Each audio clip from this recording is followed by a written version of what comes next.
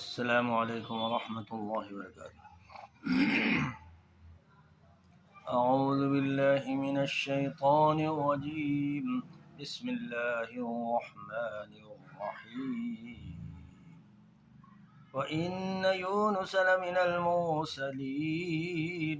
إذ أبق إلى الفلك المشحون فساهم فكان من المدحضين فالتقمه الحوت وهو مليم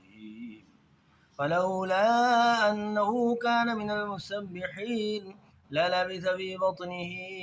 إلى يوم يبعثون فنبذناه بالعراء وهو سقيم وأنبتنا عليه شجرة من يقطين وأرسلناه إلى 100,000 أو يزيدون فآمنوا فمتعناه إلى حين فاستفتهم لربك البنات ولهم البنون أم خلقنا الملائكة إناثا وهم شاهدون ألا إنهم من إفكهم ليقولون ولد الله وإنهم لكاذبون أصطفى البنات على البنين ما لكم كيف تحكمون أفلا تذكرون أم لكم سلطان مبين فأتوا بكتابكم إن كنتم صادقين وجعلوا بينه وبين الجنة نسبا ولقد علمت الجنة إنهم لمحضرون سبحان الله عما يصفون إلا عباد الله المخلصين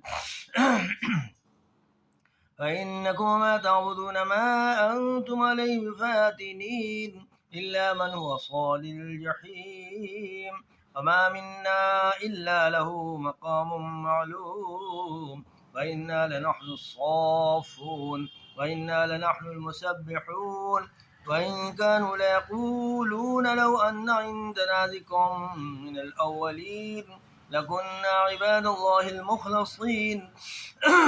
فكفروا به فسوف يعلمون ولقد سبقت كلمتنا لعبادنا المرسلين إنهم لهم المنصورون وإن جندنا لهم الغالبون